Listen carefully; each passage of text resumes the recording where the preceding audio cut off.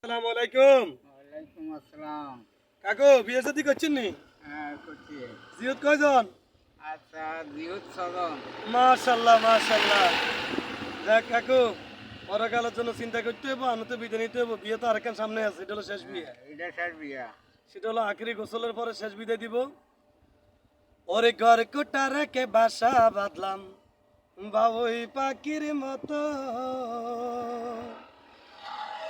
ওরে ঘর কোটা রেখে বাসা বাঁধলাম বাবুই পাখির মতো।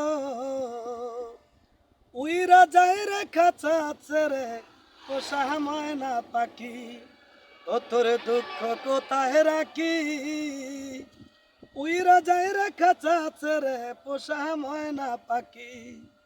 কাকু কথাটা সত্য না মিথ্যা? সত্য। মানুষ প্রথম ঘরের ভেতরে থাকে, হঠাৎ করে কেমন জানি উইরা চলে যায়, কথা বাস্তবতা। বাস্তব। আর এই গানটা যে গাইছে আসলে ওনার ভিতরে দেহ তত্ত্ব মিলে আছে।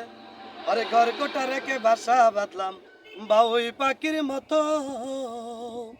উইরা যায় রে খাঁচা ছেড়ে পোষা ময়না পাখি, ও তোরে দুঃখ কোথায় রাখি। উইরা যায় রে খাঁচা ছেড়ে পোষা ময়না পাখি।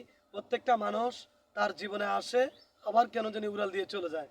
এই যে সম্পত্তির জন্য আপন ভাইকে দুটো চোখ তুলে ফেলছে গতকালকে বরিশালে। নিউজটা পাইছেন কিনা জানি না। আমরা পরকালের জন্য চিন্তা করে এমন এক কিছু কাজ করতে হবে, কোনো মানুষকে ঠকানোর চিন্তা করব না। আল্লাহ আপনাকে সুন্দর জীবন যাপন পালন করার ব্যবস্থা করে দিবে। যদি দুর্নীতি করেন আল্লাহর কাছে একদিন পয়সালা দিতে হবে। আসসালামু আলাইকুম।